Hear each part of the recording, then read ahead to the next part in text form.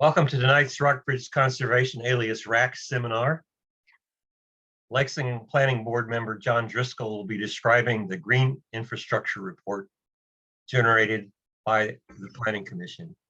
Pat Bradley, who had announced would participate, has a conflict tonight, so he won't be with us. Before we get into tonight's topic, I want to make you aware of upcoming Rockbridge Conservation seminars.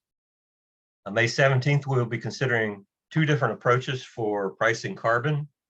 Annette Green, who will represent Boxerwood's Core Works initiative, sell voluntary carbon offsets by people generating emissions to finance projects that remove or prevent that amount from our atmosphere. And Clarence Edwards, a lobbyist for the Friends Committee on National Legislation, nicknamed FCNL, will consider the potential benefits for creating a federal carbon tax that can gain universal participation in reducing greenhouse gas emissions. Like tonight, that will be a virtual with Zoom. On June 21st, we will be meeting in person at Jordan's Point with Peter Delvecchio, a local snake enthusiast. He will describe the contributions of local snakes to our ecology and consider how we can live with and protect them. He will be bringing some snakes to show us. In the fall, we have reserved the meeting room in the old courthouse for in-person meetings for the seminar, generally on third Wednesdays. October 18th, Mike Collins of American Climate Partners will describe his methods for managing soil to increase carbon content. And other fall slots are open. If you know of a presenter with knowledge and passion for protecting and enhancing our natural and cultural heritage, please consider nominating them for our seminar. All start times are 7 p.m. I met John Driscoll at a meeting of the Environmental Committee of 50 Ways Rockbridge, I'd say 5 or 6 years ago. They all run together. From the first meeting, I have appreciated our common interest to nurture a soft landing for our culture that is in need of balance.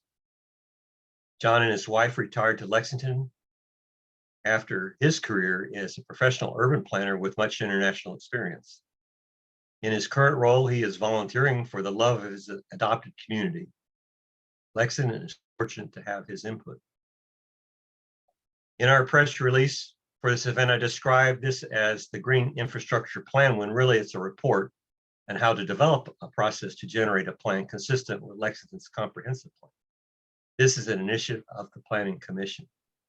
In a time when there are so many dilemmas with respect to the environmental resilience, balance with nature in an urban setting is needed. This requires community support and participation. John will describe the Planning Commission's vision for generating this conversation. I look forward to hearing his thoughts on this, and John will describe how he wants to integrate your questions in his presentation. John, take it over. Great. Thank you very much, Eli, and thank you all for coming this evening on a Zoom on a beautiful evening. Thought the structure for this evening would be, I'll give an introduction and a summary of the report. Some of you, such as Jim Hallett, has already heard some of this. It's what we presented to City Council and the Planning Commission. And then we'll take a break and see if you have any questions or clarifications.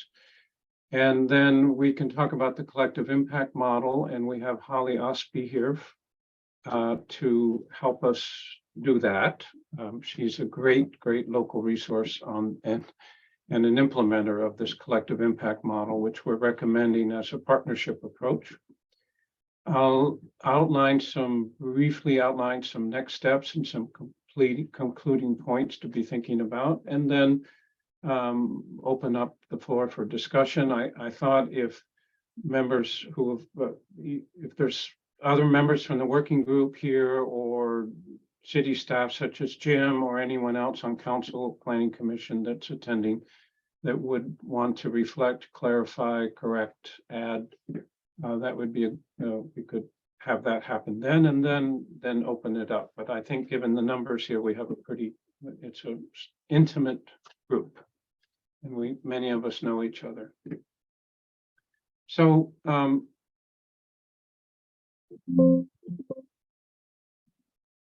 Okay, so the cover of the report, the title of the report is Getting Greener in Lexington, Moving the Conversation Forward. And I think that's a very important point that Eli just highlighted. So in other words, how can we achieve the goal that's highlighted in the green box here to protect, preserve, and promote Lexington's natural ecosystems and green infrastructure as a cornerstone of sustainable development and social, environmental, and economic well-being? That's a big goal. That's a goal we set in the comprehensive plan. I think the origin story is important. Upon completing the comprehensive plan in 2020, the Planning Commission recommended catalyst projects to engage the plan and begin to start using it. The city and Jim, for example, agreed that the city would undertake certain catalyst projects. And the Planning Commission said that we would reconvene the Green Infrastructure Group that helped us to draft the chapter in the first place in the comp plan.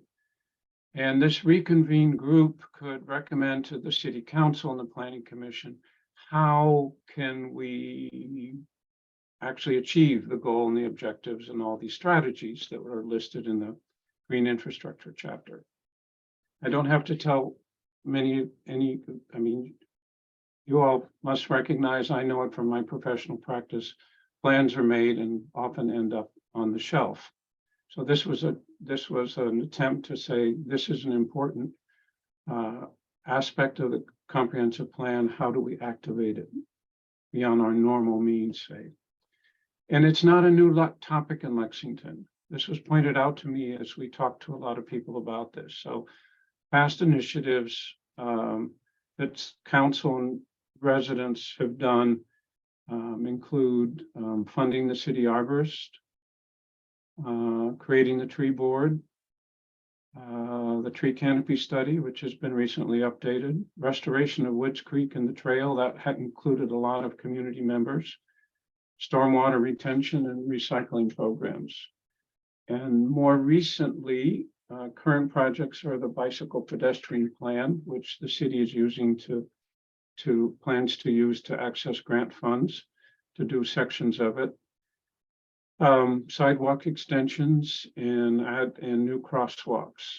And then in addition, an interesting initiative is that given that Woods Creek cuts across city property, the WNL campus and the VMI post, the three entities are having conversations on how they can join up in their maintenance and upkeep of the trail over time. So these are examples that there is a lot already going on, and I'm going to mention a few more as we go. We owe a debt of gratitude to our working group, and you probably recognize a lot of the names here through a year plus worth of monthly Zoom meetings. They gave their time and their energy. They met in smaller groups. They contributed to drafting of the report. And as I say, their recommendations and suggestions represent the collective wisdom of an engaged and thoughtful working group that knows Lexington well. We also learned a lot from each other as we went along throughout the year. So we learned about VMI and WNL's projects to reduce energy consumption on their campuses and their buildings, their renewable energy initiatives, use of best practices in stormwater management, Boxerwood's sustainability projects, including core works, where, as Eli mentioned earlier, you can earn carbon offsets. I bought carbon offsets to make up for the driving out to see a friend in New Mexico or Arizona. We also had presentations on Carillion Clinic and their Live Healthy Rockbridge. That's Holly Ospey is here and has gave us a presentation on it. We talked to the tree board, to Brushy Hills, and Natural Bridge and Soil Water Conservation District. So there's a lot of players involved in this green infrastructure that we're talking about. What we did was we took the green infrastructure chapter and began to organize our discussions around these initiatives, and we called them initiatives. So health and recreation, urban green space, waterways, the bicycle pedestrian network, land use development, and climate change resilience and sustainability. And in the report, there's some highlights of some of our recommendations in the body of the report, including, for example, health and recreation. The literature and the practice is very strong on the co-benefits of access, green infrastructure, health, and recreation for our physical and mental well-being. And then the importance of ensuring equity and access to open space and parks and pedestrian networks for all of our neighborhoods. And how do we maintain our waterways? How do we implement stormwater best practices? How can we use the updated tree canopy report to direct plantings to neighborhoods that lack canopy or need shade? The bicycle pedestrian network, land use practices, how do we support biodiversity? And then the last one is sustainability. And we have two major institutions and two nonprofits that are actively engaged in this work. How do we tap their resources? So those are some highlights that are in the report. This is a small illustration of a term that someone reminded me of. I had forgotten, but to talk about this as co-benefits. And if you can see, there's this before and after of a street in Edmondson, Maryland, which is a tiny little town of 1,617 population. But they have this vision of, well, importantly, if you look at the after, this gives an example of the co-benefits. So how can, this illustrates how you can bring together these different elements of green infrastructure. So there's a tree canopy that provides shade for walking. There's street lighting, there's LED lighting that brings the bill down for the city. Walkability and accessibility is enhanced through sidewalks and bike access, clearly marked bike lanes. Stormwater drainage is in these retention. It's filtered through these plantings. And then traffic, we have some bump outs to slow traffic down. Not that we would do this in Lexington, but it's an illustration of how this all comes together. And another example of co-benefits for me is the Maury River and the Parallel Chessie Trail. So we benefit from recreation and walking and running and kayaking on the river, and wildlife benefits from a protected green corridor that also preserves biodiversity. So this is the notion of co-benefits. It's really important in thinking about all this. When you look at the report and its success, you can get it on the city website and under the planning department's section. It's divided into 3 sections. So we have an executive summary and introduction, and then the core part is the initiatives that I mentioned earlier. So health and recreation, urban green space, etc. And then part 3 is making it happen. So who's involved in green infrastructure? What is this collective impact model that we're recommending? And then what are the funding opportunities? And there are numerous funding opportunities out there and more to be learned about. Within each initiative, we did provide recommendations. They're based on the strategies in the comprehensive plan, but I want to emphasize these are suggestions, they're not prescriptive. We were not a professional consulting group that had access to the ability to do estimates or detailed studies. So we are, again, it's all done in the spirit of let's start to have the conversation on how to make things happen. And one of the ways to do that, and it's our final recommendation, is the development of this collective impact model. which is a way to get a public-private nonprofit partnership network going to implement much of the green infrastructure initiative. So I'll go into that, and Holly will help me there too.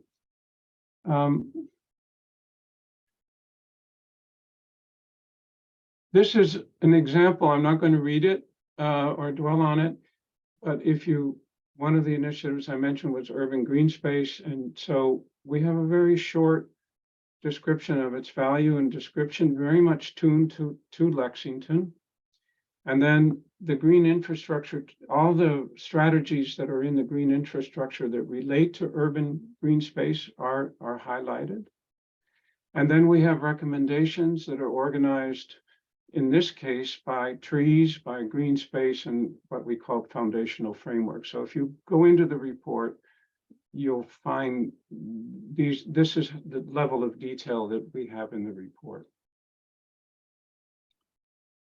After we gave a draft, presented a draft to the Planning Commission, they said, all right, we like this, but could you give us a little more clues on what you'd like to do next year if this thing started up?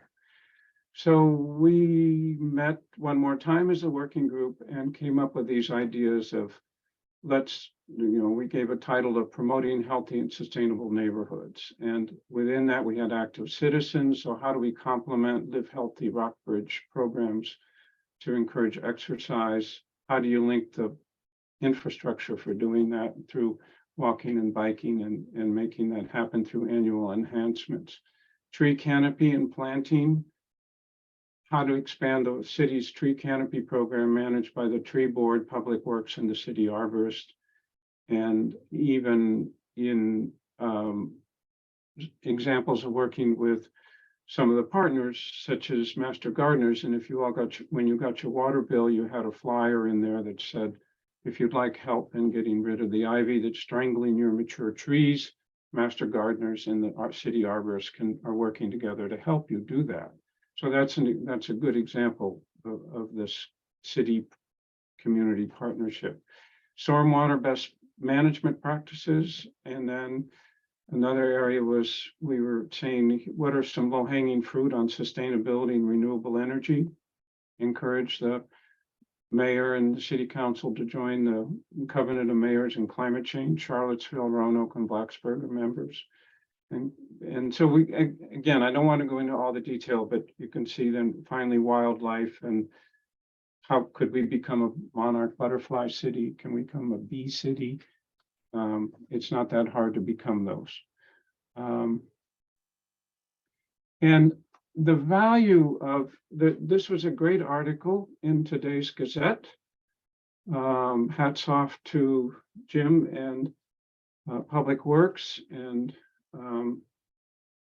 our city arborist and tree board in bringing in some grant funds to begin to offset the 10% loss in the tree canopy since 2009. And they also brought in some other grant funds. So this is the reason, I was so happy to see this today, because an example like this work is in our hand. It's not something that, is way in the distant future. So I'm going to pause there. And are there any questions so far? Because the next part Holly's going to help me. We'll talk about the collective impact model. John, if I could, it's a very small thing, but at least in one spot in your presentation or in the report, I saw City of Lexington, and to me, maybe community is better. Sometimes City of Lexington is city council, city staff, city manager, and I really sort of prefer that we think of ourselves as a community. Sometimes it's the formal approach of there is an organization called City of Lexington, but community is who we are, I think, or should aspire to be. Okay, very good suggestion. I'll do that.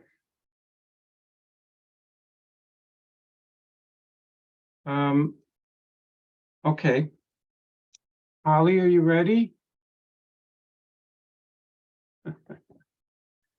The green infrastructure chapter highlighted the value of partnership. So if I went to that section in the report, you'd see, just as I showed you under the urban green space, there's numerous strategies in there about the value of implementing this through partnership. So again, it's what underlies the whole approach.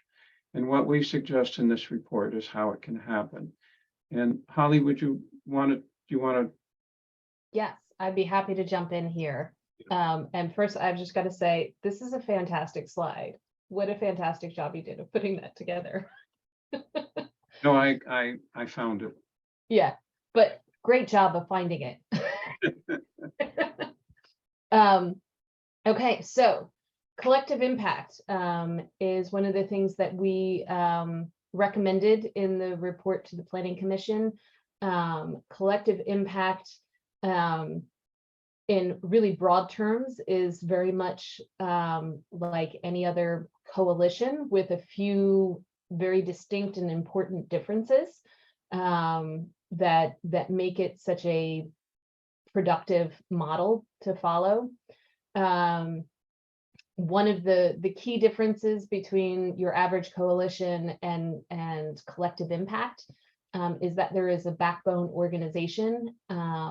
So this is an organization, an existing organization that will ultimately be one of the partners in the coalition, but they have agreed to take on the administrative responsibilities. So making sure that they're coordinating meetings and collecting minutes and, you know, all that mundane stuff that nobody really wants to take on. But they have agreed to do that with the support of the other coalition members. And that is a really key part, because that gives you a structure that you can rely on to keep this going and make it more sustainable. The steering committee consists of any number. It can vary depending on what the coalition is looking to achieve. So it can be small or large, but it consists of local organizations that are involved or have some sort of overlap with the ultimate goal of the coalition. So, pardon me. So in this case, we're talking about green infrastructure within the city limits. So we looked at community partners who would be interested or are already doing things that impact green infrastructure within the city of Lexington. And so the obvious candidates were the schools, W&L and BMI, the hospital. Between the three of us, we are probably the largest, like, private land, maybe not private isn't the right word, but non-city landowners within the city. And of course, there's Boxerwood and RAC and a number of other people. And it's those organizations that already have an interest in doing things that relate to and overlap with the goals of the green infrastructure chapter in the comprehensive plan. And so then you have representatives, and they get together and they work together and they identify things that each of the organizations is interested in working on. They can talk things through and see where there's overlap and how they can coordinate with each other. So John brought up a couple of different things that I can just use as examples of how we can do that. He talked about the bicycle and pedestrian plan. So anything that the city decides to do as far as implementing recommendations in that plan through Live Healthy Rockbridge, which is the coalition that I lead through the hospital, we can highlight any new connections that are made and coordinate walks to them to promote like what the city has done, and also promote, you know, from my perspective, promoting healthy activity within the community, right? So from my perspective, I work for Carillion, so my goal is to improve the health of the community. and there's a lot of overlap with green infrastructure in improving the health of the community. They're not exactly the same thing. Not all of our goals are going to overlap, but there's plenty of overlap and plenty of room where we can support work that the city is doing or vice versa. And so those are kind of some of the co-benefits that John was talking about earlier. It also, because it's a nationally recognized model for coalitions, it is a preferred model at the national level, and so many grants look favorably upon this type of coordination among community partners, and so it can be really helpful. I can give an example on that is in Roanoke, not in Lexington, but in Roanoke, because I also do work down there. They received a grant, Carillion received a grant from NOAA relating to climate change and heat island impacts within the city of Roanoke. Had we done this on our own, there is no way that we would have gotten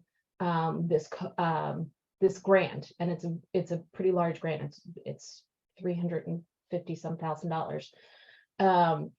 But the reason why we were able to do that is because we're partnering with Virginia Tech, we're partnering with the city of Roanoke, and we're partnering with Virginia Clinicians for Climate Action, and came up with a multi-pointed plan that goes over a few years with all kinds of moving parts in it. And there's no way we could have done that without the very close relationships that come from already having existed in a coalition and working together. So that's just one example of how that works. I don't know. That's kind of like the gist of what I wanted to say. John, am I missing something? Is there a key point that I really should have done? Maybe the other point is that actually in Lexington, Rockbridge, there's three groups already that are doing it, and maybe just highlight them. Yes, thank you. I was going to do that and then I got distracted. So as I mentioned, I lead a coalition through the hospital that is called Live Healthy Rockbridge. Our mission is, as a coalition, is working together for community well-being. So again, from my perspective, I'm all about the health of our community, improving the health of our community, because that's the mission of Carillion. But we have community partners who are other healthcare providers in the community, but we also have community partners who are part of for-profit businesses, or like the Chamber of Commerce. We work with our local schools. We work with our 3 municipalities. We work with, with local churches. We work with basically any organization in the community that is somehow involved in the health of our community. It is utilizing the collective impact model. Many of our partners rely on the data that we generate as a coalition when they're applying for grants. We all write letters of support for each other, because even if I'm not directly involved in a project, I know that it's going to improve something that is an ultimate goal for what we have as our community-wide strategic plan, right? So that's not just about what Carillion wants to do, it's about what our whole community wants to do to improve the health in our community. There's also the Prevention Coalition, which is focused on youth prevention services. There's Rockbridge Outdoors, which is focused on promoting outdoor activities and recreation. Both of those also use the collective impact model. Both have been sustainable, steady, reliable organization. It's not an organization, coalitions of organizations that we can all rely on each other when we know that we're trying to achieve something in that area. So this would be another kind of coalition of that type within the community, focused specifically on green infrastructure within Lexington. Okay, that's great. So we're ahead of the curve. We've already got a lot of practice. We do have a lot of practice and there's a lot of experience. I know you talk about me being the expert on collective impact, and I do know a fair amount about it, but I'm not the only one in the community who falls in that category. Okay, now what we did as part of this whole, as our process was, at one point, we sat down and said, who's involved in green infrastructure? And so in Lexington, you have, as Jim was pointing out, you could call it the greater community. Formerly, you have the city of Lexington or Lexington City, and that involves multiple partners. It's a city council, the administration, which is Jim, planning commission, all the different commissions, the public works, which is under the city administration, the tree board, architectural review board. Everyone, they touch different aspects of green infrastructure. We have our not-for-profits, experienced ones that deliver a lot of programs such as Boxerwood and RAC and Master Gardeners and Friends of Brushy Hills and Jesse Trail and Main Street Lexington and Historic Lexington. So as well as the institutions that Holly was mentioning. And then we have these coalitions that we've just talked about, and then the Natural Bridge Soil and Water Conservation District, as well as the similar entities in terms of public entities in Rockbridge County. So lots of players involved. And I think Holly made a very good point that what we've talked about based on that idea of healthy neighborhoods and the notion that to start this, what we recommend, let me get to the right place in my notes, thank you, is that that we start with a smaller group as a pilot, and then additional members and representatives can join as the initiative gains direction and experience. And the initial partners that we've suggested are the 8 here. Boxerwood, the city council could have a representative, the city of Lexington, in its various departments represented in however Jim feels is the most appropriate. Live Healthy Rockbridge, Master Gardeners and Master Naturalists, Rockbridge Conservation, and our 2 educational institutions. So this is an idea of how to start. And RAC was able to apply to the Rockbridge Community Health Foundation and was awarded a grant for startup. So we have the elements of the structure in place. We have suggested partners, we have a backbone organization, we have a project coordinator, so that we could start this. Some concluding points on this, almost done here. A good way to think about the collective impact model is the Venn diagram. And it's the magic spot where the 2 overlap, where the synergies occur. And you also, as Holly so well expressed, each side also benefits from where the overlap occurs and where you do joint activities. It's also a model that Holly described well, that we can leverage funding, and that's important going into the future. Those grants that the News Gazette highlighted today is an example of how grants are important in supplementing city funds, especially in the future when the city is going to be facing some major capital investments.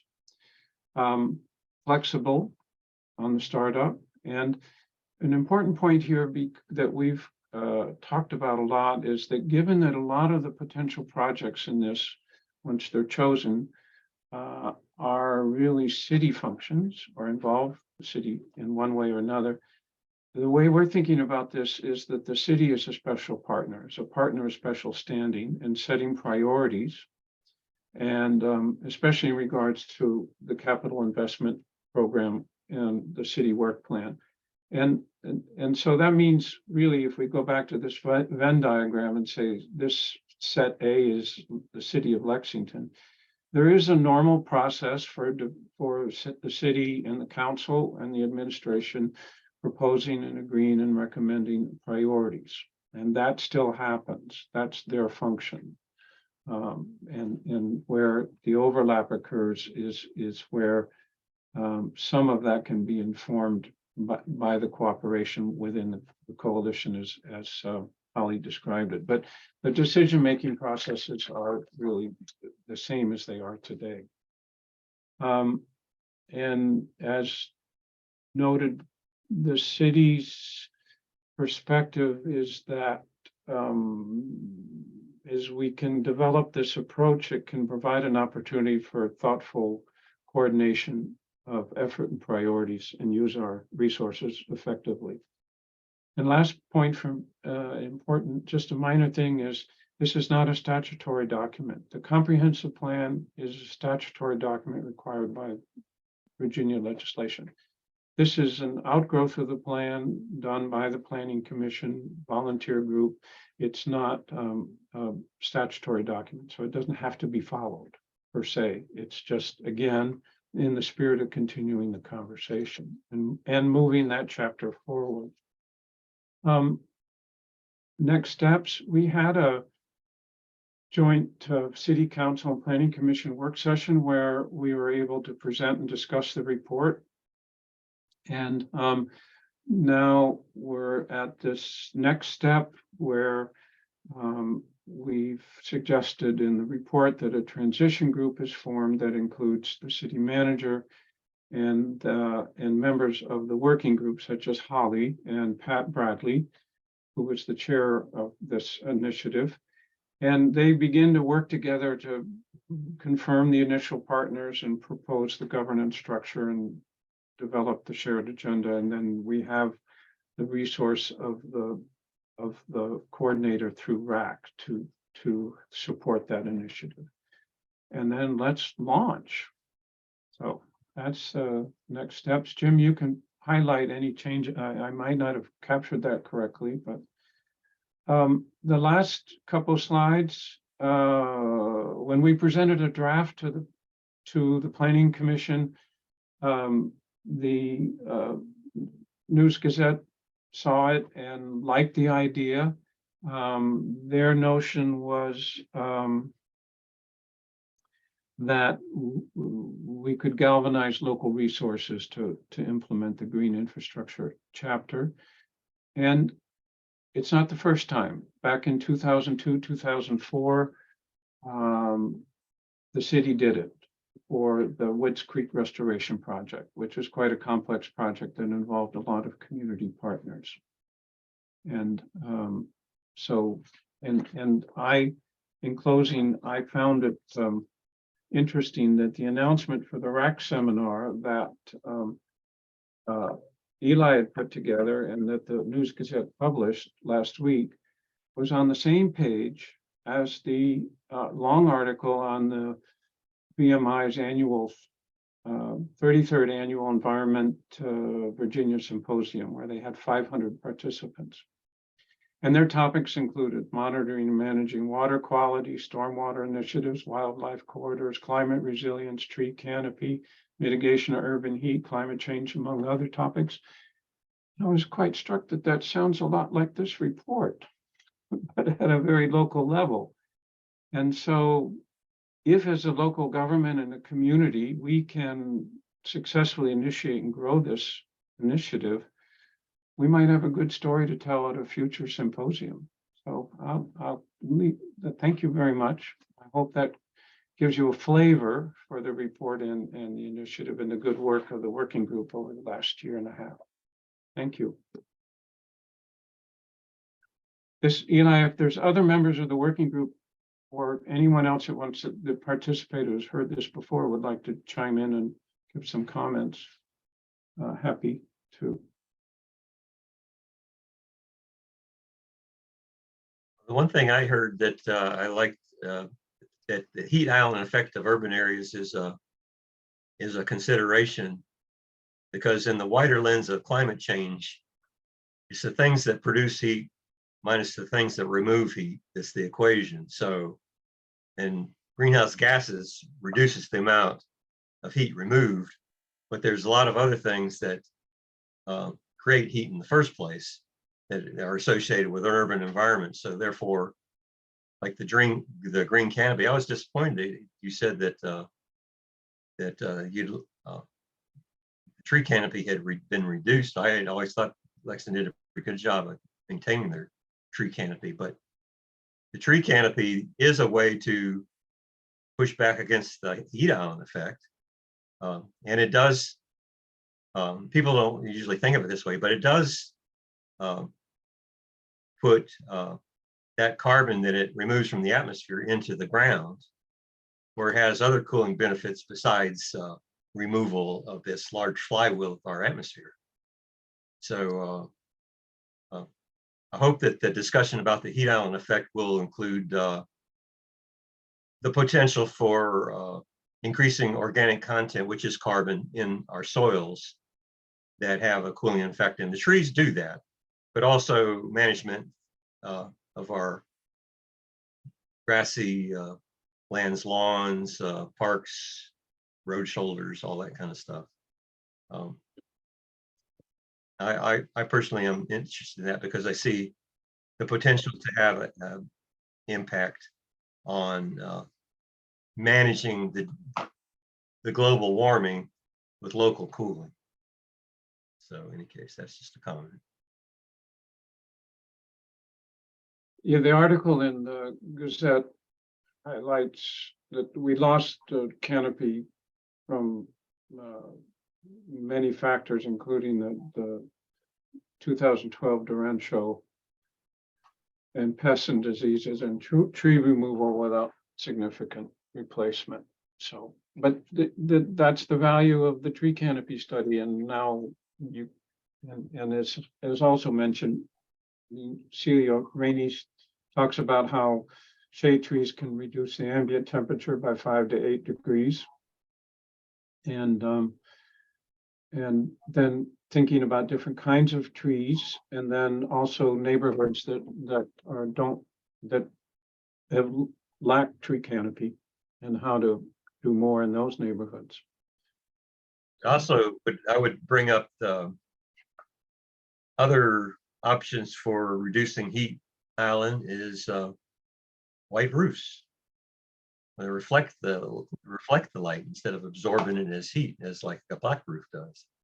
So that's another source of heat that's adding to global warming. Everything that creates heat is adding to global warming.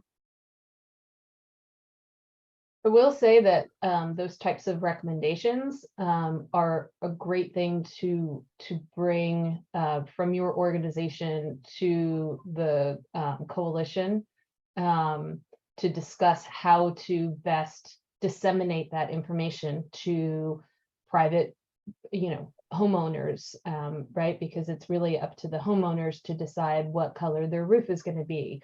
And so that's something that our community partners could do an education campaign to help educate homeowners on things that they can do on an individual level that will impact overall heat within the city.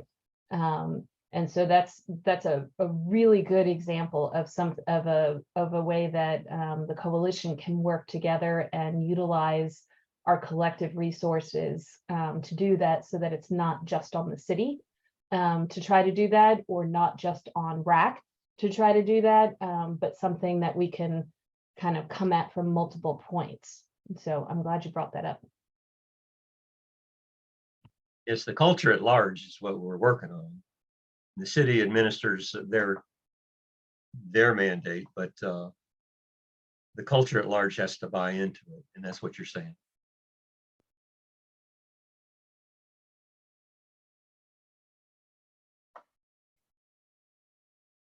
Well, I'd like to say I agree, Eli. I don't know if we've met, I can't recall, but and I think everyone here probably understands that educating our community, the citizens, is probably key to doing something with tree canopy. Are you going to plant a tree in your backyard? Why is it important to do that? What kind of tree do I plant? Because some people plant the wrong kind of tree, and Holly or this group of people who have that expertise can help those homeowners plant the right kind of tree or select the right kind of tree. Again, Eli, you mentioned carbon in the soil. I don't know that much about it, but I heard you say something about ditch banks. I've been challenged by Charles Alligood, one of the council members, to say, how can we, the city, permit people to not mow portions of their lawn and let it go towards a natural meadow, wild plant, wildflower area, which would then absorb rainwater, create an ecosystem for butterflies, John, and bees. And maybe that's the carbon issue you're talking about, Eli. Eli, I don't know. But of course, our city code says anything higher than 10 inches, grass, weeds, etc., if it's not ornamental landscaping, must be cut. And many citizens object strenuously when either the city mows or does not mow ditch banks, or when the neighbors don't mow their yard. So yes, how do we change that culture to be more accepting of that and see it as a benefit as opposed to a weedy yard? And then how do we implement it? You know, and that's where this group could really be helpful, because Jim is just the government. when Jim or Arnie or other people say, hey, you need to mow your yard or we'll do it for you and put it on your taxes, you know, we don't get much support for that. And neighbors who have a pristine yard don't want to hear us say, well, the neighbors should be able to leave some of that to nature because it's a good thing. They don't see it that way. So I can't change their mind, but maybe you can. All of us collectively can maybe make a difference. Just one small example. Yeah, that's why I bring up that it's a culture recognition. The government can't impose this on people. And that's an example of where there's a prescriptive standard that mainly is to keep things looking manicured, orderly. But seeing the beauty of that taller stand of perennials that's a cultural thing that people, and the synergy of it is where maybe the window is for people to reconsider what they expect. There's a city in Australia, it's Canberra, that is one scientist says they're 5 degrees centigrade below the adjacent subdivisions, which I'll presume are like typical subdivisions with shopping malls and mowed lawns and stuff. 5 degrees centigrade less, because they're mindful of they're in a dry environment, so they're trying to keep it cool. And that, to me, that 5 degrees centigrade is huge. So I'd like to see a movement in the cities, not just Lexington, a cool cities movement where you consciously are trying to increase carbon in the ground for the synergy of the cooling impact that has locally, not globally, locally. And so part of the way we do that is to provide demonstrations, to provide examples of the way that a different kind of management of open spaces can benefit both the ecosystem and also the community at large. That's the challenge for public servants who control and manage large pieces of property, and it's a challenge for smaller groups like ours, where we're going to try to do, in the context of Sunnyside and some other places, some demonstrations of the kinds of techniques that could be used to maintain a natural environment that's both beautiful and also beneficial to the whole ecosystem, and then to present those kinds of examples to the community, so that maybe over time you can broaden people's horizons and let them think in different ways about how they might like to. I'm not sure those pristine yards are necessarily so pristine. They're really just sterile, and so it's a process that we'll go through to encourage people to think a little differently about their neighborhoods and the environments around them. But it starts the institutions and the organizations that have bigger responsibilities and bigger flexibility and are able to do those demonstrations. And so that's all of this is encouraging, and I'm enthusiastic about it, but it's that interaction and the shared experience that'll be beneficial for everybody. And maybe also having demonstration projects in lawns in Lexington. I mean, you know, if the city is concerned about how that's going to be received by other residents, then having a demonstration project or two around the city where there's some signage, you know, small, but signage that lets people know what's going on, and where you've got a little bit of a controlled environment, and you're, you know, maybe the homeowner is working with either the city arborist or somebody at the city just to make sure that everybody's on board. I think that it's hard for citizens to, or just you know, your average homeowner to sort of even have any sense of what that might look like. You know, is it possible to have that look, you know, acceptable in any way? And I think if you have some demonstration projects that are relatable, which is to say they're on a residential lot as opposed to a natural space, that would help a lot. Yeah, we had a RAC seminar last year where a lady was talking about alternative lawns that relied on diverse native species, and so you can look at that that program that she had. One of the examples to make it look a little more managed is that she mowed one row next to the sidewalk to kind of frame the more wild part of the lawn, and it looked very neat and deliberate. So to check it out.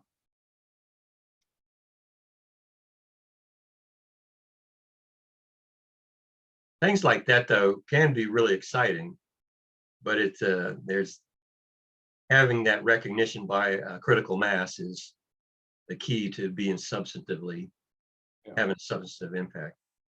Well, the example I mentioned earlier, where the city arborist and master gardeners put out a flyer in the water bill, and it was also an educational short, you know, it helped people to say, oh, we have these mature trees and we have ivy choking the tree.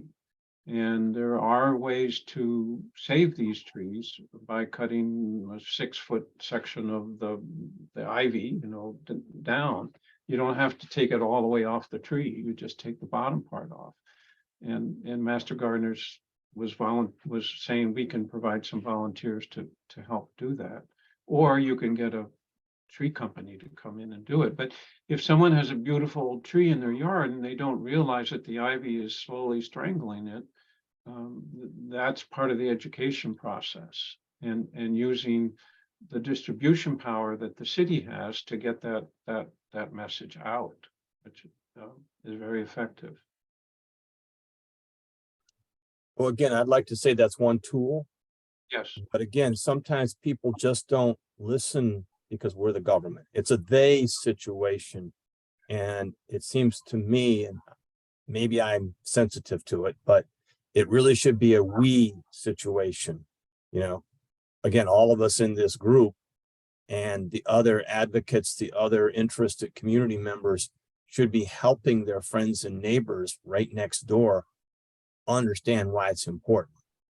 You know, Arnie and Celia and myself can't go out to 5 people on the block next door tomorrow and have a conversation, but the 5 of you can talk to one person this week and, you know, probably have a lot more impact in 5 minutes than we would have in 4 or 5 rounds of paperwork going out to people. And I'm not saying we shouldn't do our part, but I hope right. that, you know, we collectively bring it down to a much more personal and intimate level in the community. I just think that's more effective, frankly. Well, I'm willing to nominate my yard as a demonstration for how to do this. It's- Well, it seems like, because the rules are, what'd you say was 10 inches? Therefore, doing a demonstration project might need some kind of variance or some kind of a exceptional permit. I mean, so that, that there's not that. It might, and that is exactly what the coalition can do to work with the city to try to say, hey, we want to do this project. And this is what we'd like to do. Jim, what do we need to do to make this happen? Or do you think this is a good idea? Like, how can we work together to make that happen? And that's why the collective impact is so powerful.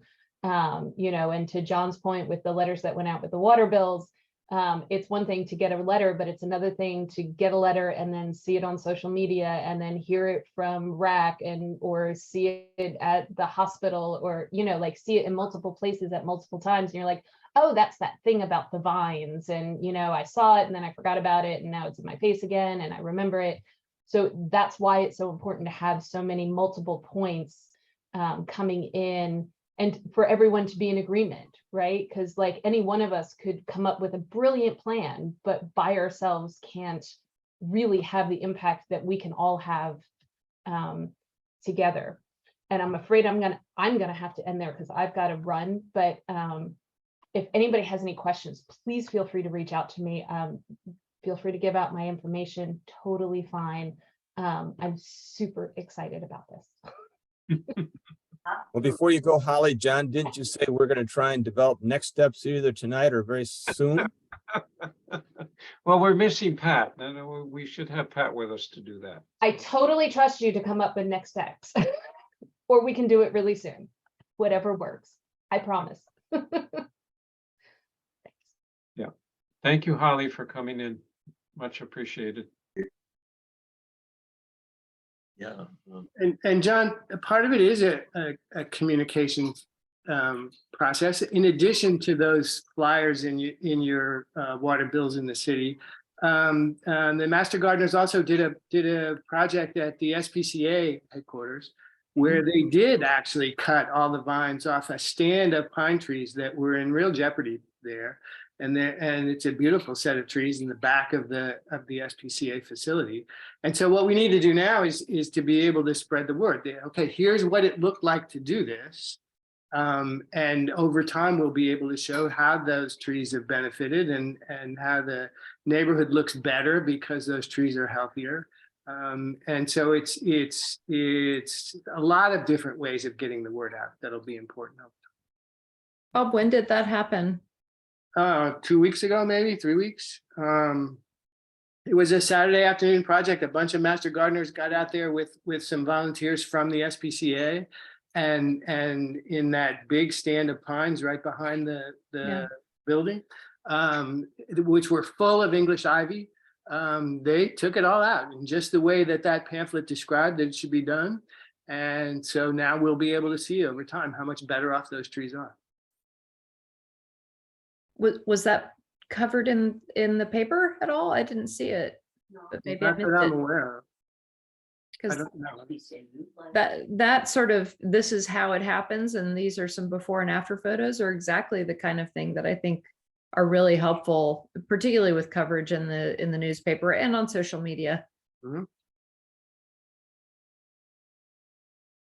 I think we can do that even now. Yeah, I agree. That's great to know. Again, people to participate in the solution is really part of it. And the dilemma that government faces, like when you have a hard rule, then there's that tension that you're doing it because it's demanded of you as opposed to something you want to do. So that is a limitation for government to do these things. Well, I Right. think the suggestion of the demonstration project is great, and with support from, a group of different organizations, I suspect City Council could support that and see how it works out, and hopefully, as you said, change attitudes. I mean, I'd certainly love to see it on city-owned property as well, because we mow a lot of grass that doesn't need to be mowed. It's not Yeah. only the, if you will, from my perspective, the impact of having, carbon sequestered, better environmental outcomes, less water runoff, but we're spending gasoline to mow those slopes and banks that don't need to be mowed, aside from just taxpayer funded employees who are out there doing it all summer long. So can we eliminate some of that in certain areas and see how that works? Can we do it, like you said, in a half a dozen yards in different areas of the community, when they're going to probably need help too, because like you said, homeowners just aren't going to always know what type of native species to plant. It takes a lot of care to establishment. It's a multi-year process. So, they're going to need that support to make it work, in my view. No, you're right. You're right. Yeah, I believe there's also some sort of grant options. I want to say maybe the Natural Bridge. Soil conservation. District. Soil, yeah, I think they have some sort of program for homeowners, and so that that they may be a partner to bring into this sort of activity for homeowners transitioning a lawn. They have grant funds for homeowners up to 70% of the cost. I can't quite remember the Yeah. percentage. And it's to establish rain gardens and make your lawn more suitable in terms of runoff. And then they also, there's wider grant programs for cities to access funds for rain gardens and those kinds of things. So that's the other part of this is, as Holly was saying, is if you have the coalition, then partners can work together to get these grant funds in, because it can't all fall on the city staff to do that. There's just too much to be done.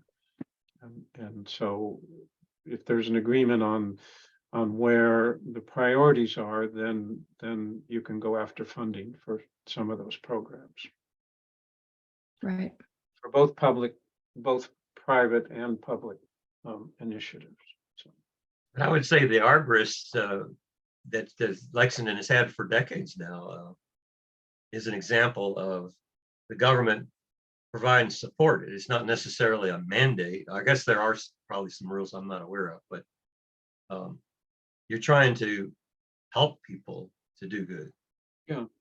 So it's different than saying you better follow this rule because it says so. I was as we worked together and got towards the end of this process and drafting different versions of the report, two observations. One was during the community festival in the summer, you walk down the street and you see how many different groups are involved in different initiatives in Lexington. So there's a spirit there of cooperation. And then also I was thinking about, well, Main Street started as a volunteer group to focus on economic development and in the Main Street area. And it's grown into its own initiative now and matured. And same with Historic Lexington, and that it was answering a need at the time in terms of saving the buildings, some key buildings. And so this is kind of another initiative to say, well, we're now at the point of looking more closely at how do we support our environment and in all that means in this day and age. And I think that's where there's some that this has the potential to start to grow and make that contribution. Well- I just want to point out that Barbara Walsh has put a link to the RAMGA, the Master Gardeners seminar about, I'm not exactly sure exactly what the seminar is about, but it says the seminar features yards in transition and one of the certified wildlife yards is in Lexington. So that's in the chat. Oh.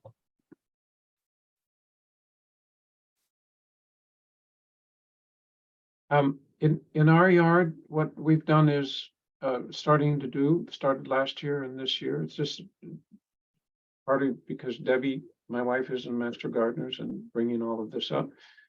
The front strip, I keep more closely mowed.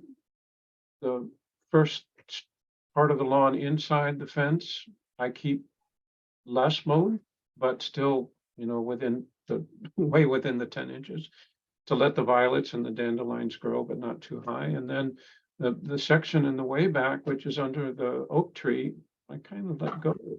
So it's a way of thinking about, I don't have to mow the whole thing, and that's just doing that without much education. It could be done better with some help. So that's a small example. So Barbara did put the link to the RAC seminar that I described a few minutes ago on alternative lawns. So there it is. But you can also go to our website and find it. I guess I didn't have the date, so I'm not. Yeah. One of the things that I've been wondering about is we have a strip of grass between our sidewalk and the street. And that's an area that I'd love to not have to mow. But I'm not sure what we can plant there that will not just create runoff in the winter, but won't get clobbered by snowplows if we ever get another snowstorm.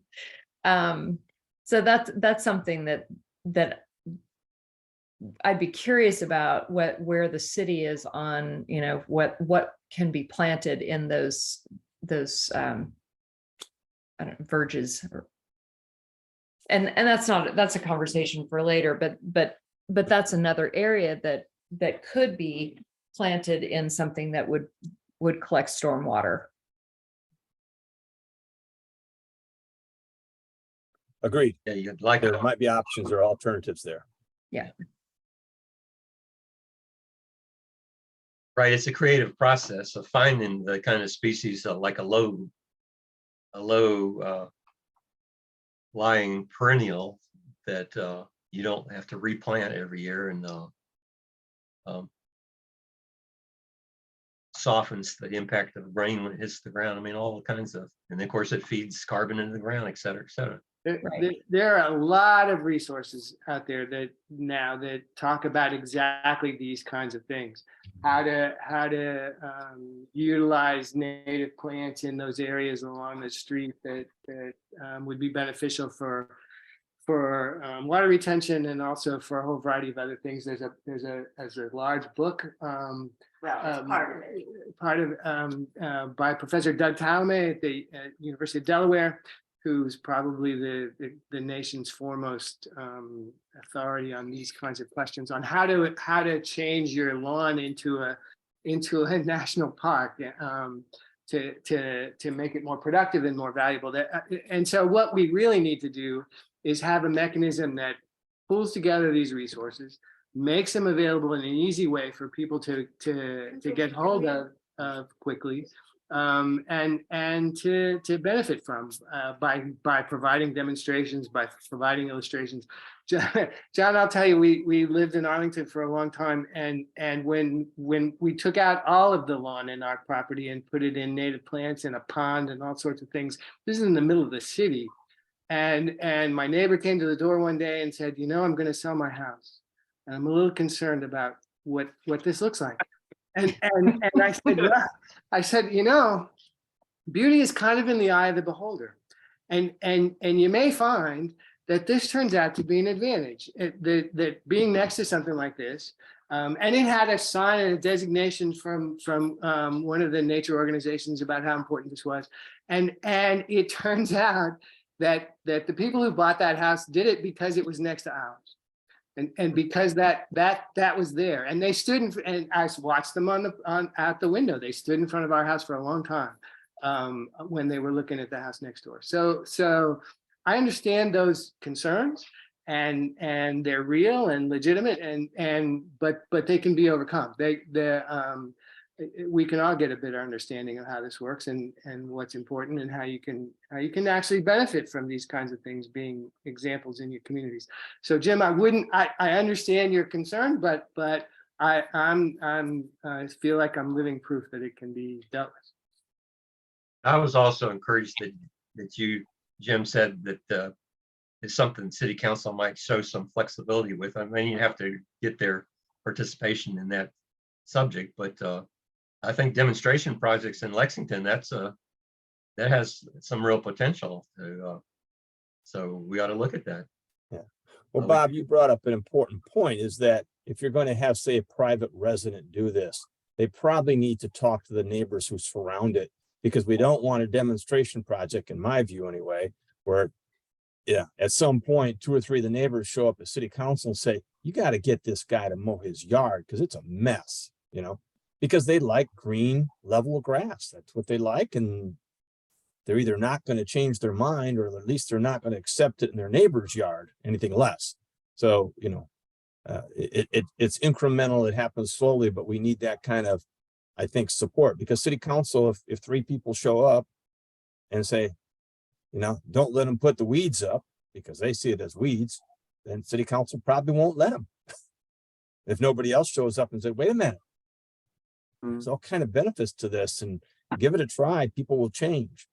So you've got to have some of that positive synergy there, and you've got to make sure you don't meet too much resistance to begin with.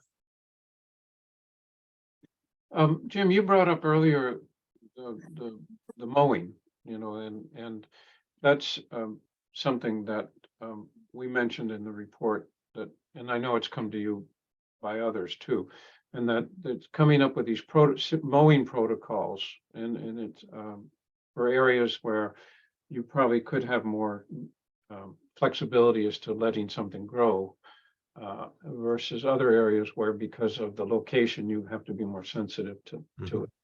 And so, but developing those mowing protocols, well, we can say it easily, but it's something that takes a little bit of work to figure it out, because it depends on where it is and what kind of, what you're mowing and everything else. So I know, because I used to work on a landscaping crew for college. So, well, Eli. Yeah.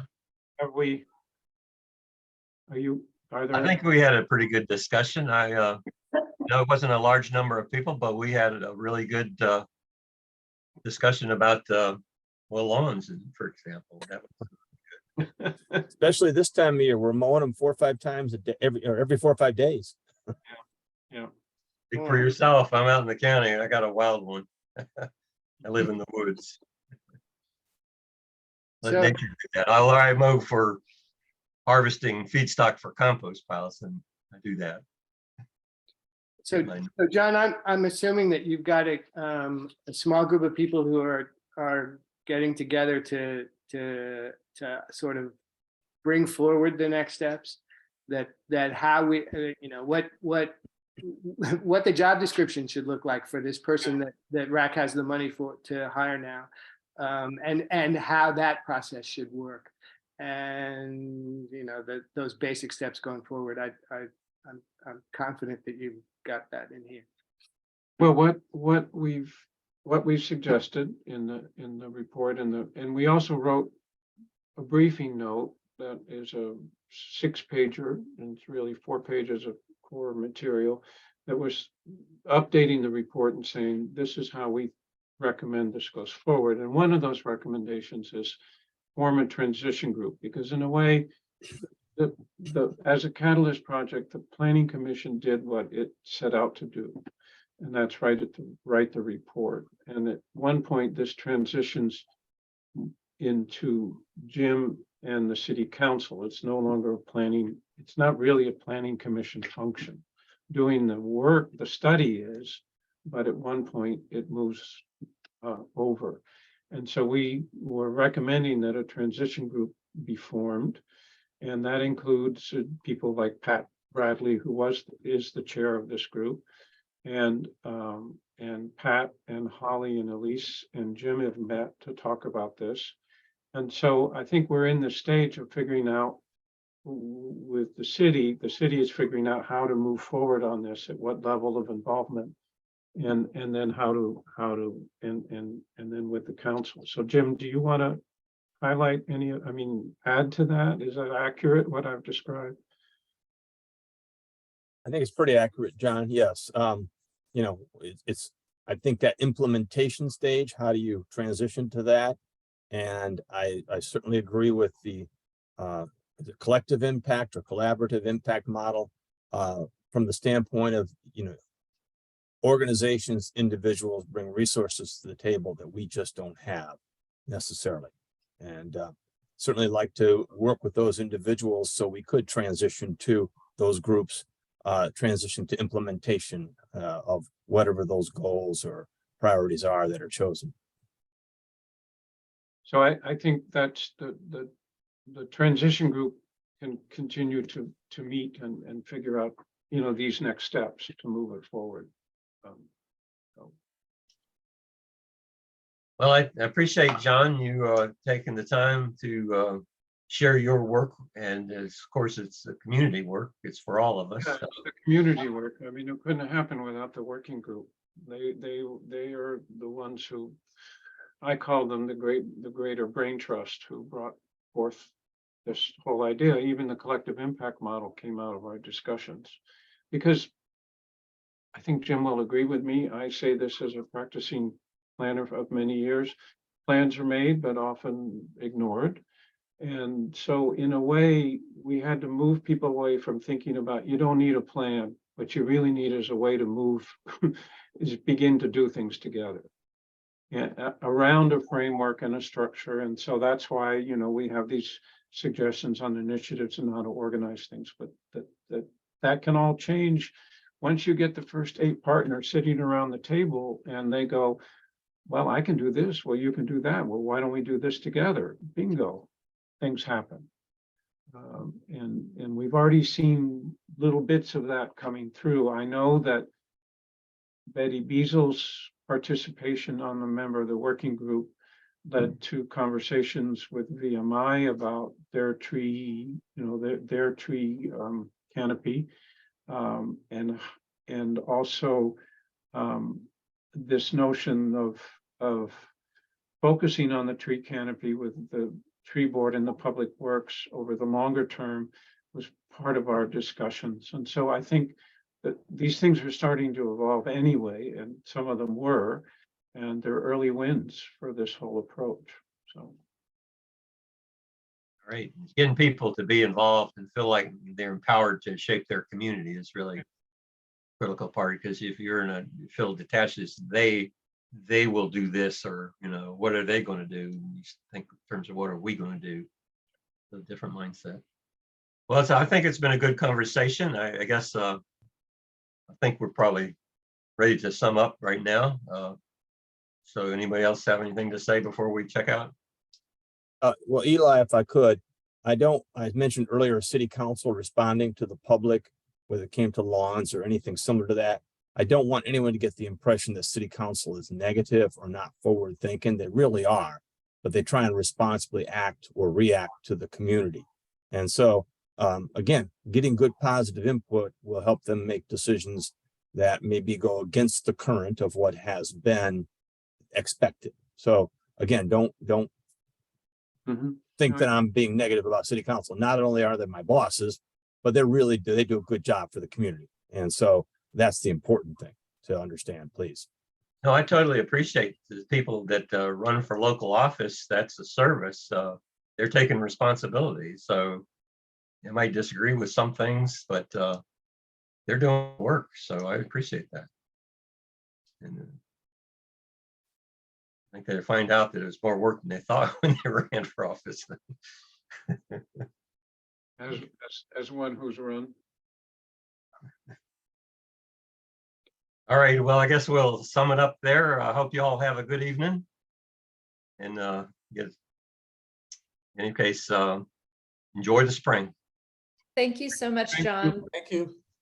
Thank you all. Thank you all. Thanks for listening. I think, anyway. We go. I think that was a really helpful presentation and conversation. So thank you so much. We can make it better and shorter in the future if you want.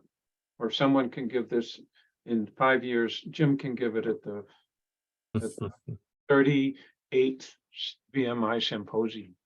There we go. With all the accomplishments that happen. That's right, exactly. Exactly, exactly. Night, everybody. Goodbye. Thank you. Good night. Bye.